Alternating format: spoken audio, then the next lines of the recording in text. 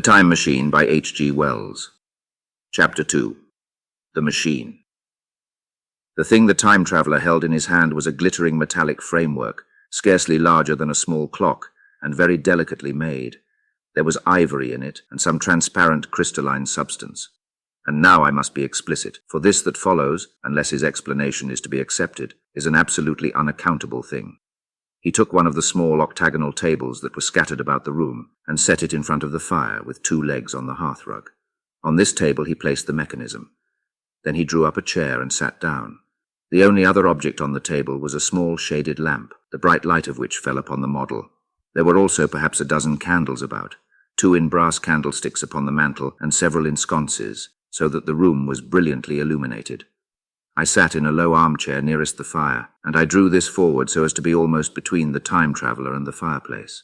Philby sat behind him, looking over his shoulder. The medical man and the provincial mayor watched him in profile from the right, the psychologist from the left. The very young man stood behind the psychologist. We were all on the alert.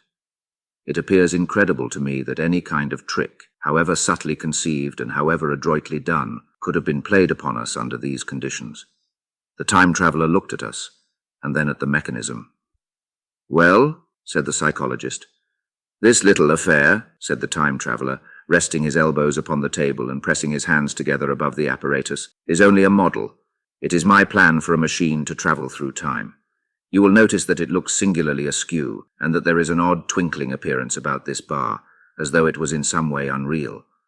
He pointed to the part with his finger. "Also, here is one little white lever, and here is another." The medical man got up out of his chair and peered into the thing. "It's beautifully made," he said. "It took 2 years to make," retorted the time traveller. Then, when we had all imitated the action of the medical man, he said, "Now I want you clearly to understand that this lever, being pressed over, sends the machine gliding into the future, and this other reverses the motion. This saddle represents the seat of a time traveller.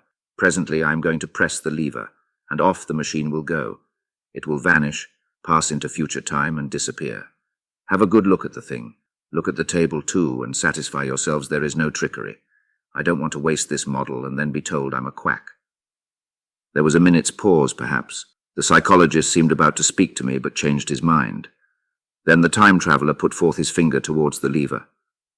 "No," he said suddenly. "Lend me your hand." And turning to the psychologist, he took that individual's hand in his own and told him to put out his forefinger, so that it was the psychologist himself who sent forth the model time machine on its interminable voyage. We all saw the lever turn. I'm absolutely certain there was no trickery. There was a breath of wind, and the lamp flame jumped. One of the candles on the mantel was blown out, and the little machine suddenly swung round, became indistinct, was seen as a ghost for a second perhaps, as an eddy of faintly glittering brass and ivory, and it was gone, vanished. Save for the lamp, the table was bare. Everyone was silent for a minute. Then Philby said he was damned. The psychologist recovered from his stupor and suddenly looked under the table. At that, the time traveller laughed cheerfully. "Well," he said, with a reminiscence of the psychologist. Then, getting up, he went to the tobacco jar on the mantel and with his back to us began to fill his pipe. We stared at each other. "Look here," said the medical man. "Are you in earnest about this? Do you seriously believe that that machine has travelled into time?" "Certainly," said the time traveller, stooping to light a spill at the fire. Then he turned, lighting his pipe, to look at the psychologist's face. The psychologist, to show that he was not unhinged, helped himself to a cigar and tried to light it uncut. "What is more, I have a big machine nearly finished in there," he indicated the laboratory, "and when that is put together I mean to have a journey on my own account." "You mean to say that that machine has travelled into the future?" said Philby. "Into the future or the past? I don't for certain know which." After an interval, the psychologist had an inspiration. "It must have gone into the past if it has gone anywhere," he said. "Why?" said the time traveller. "Because I presume that it has not moved in space, and if it travelled into the future it would still be here all this time, since it must have travelled through this time." "But," said I, "if it travelled into the past it would have been visible when we came first into this room, and last Thursday when we were here, and the Thursday before that, and so forth." "Serious objections," remarked the provincial mayor with an air of impartiality, turning towards the time traveller. "Not a bit," said the time traveller, and to the psychologist, "You think? You can explain that? It's presentation below the threshold, you know, diluted presentation." Of course, said the psychologist and reassured us. That's a simple point of psychology. I should have thought of it. It's plain enough and helps the paradox delightfully. We cannot see it, nor can we appreciate this machine any more than we can the spoke of a wheel spinning or a bullet flying through the air. If it is traveling through time 50 times or 100 times faster than we are, if it gets through a minute while we get through a second, the impression it creates will of course be only 1/50th or 100th of what it would make if it were not traveling in time. That's plain enough. He passed his hand through the space in which the machine had been. You see? He said, laughing. We sat and stared at the vacant table for a minute or so. Then the time traveler asked us what we thought of it all. It sounds plausible enough tonight, said the medical man. But wait until tomorrow. Wait for the common sense of the morning. Would you like to see the time machine itself? Asked the time traveler. And therewith, taking the lamp in his hand, he led the way down the long, draughty corridor to his laboratory. I remember vividly the flickering light, his queer, broad head in silhouette, the dance of the shadows, how we all followed him, puzzled but incredulous, and how there in the laboratory we beheld a larger edition of the little mechanism which we had seen vanish from before our eyes.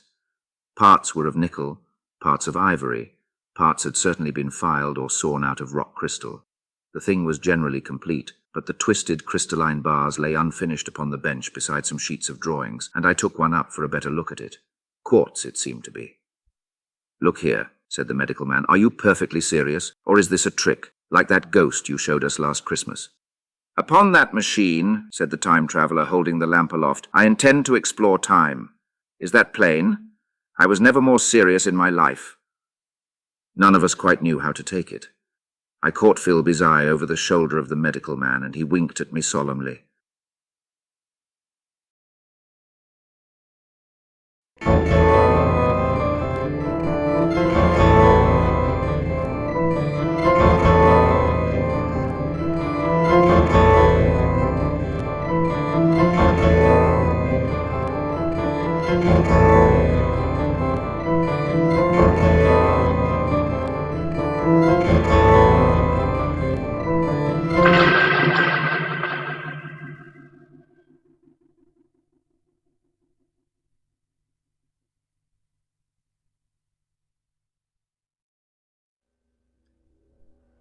Masters, mistresses, the Doctor requires materials in order to maintain the TARDIS and ensure continued functionality. He similarly requires carbon-based comestibles to sustain his own biological functions and existence.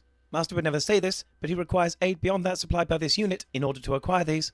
To aid the Doctor in his various tasks and creations, this can be most effectively achieved via Patreon or Substack subscriptions, or through donations directly to PayPal. Or if you desire physical goods in return for your contributions, written accounts of my travels with the Doctor are also available on Amazon. Links are in the description below. Thank you, masters, mistresses.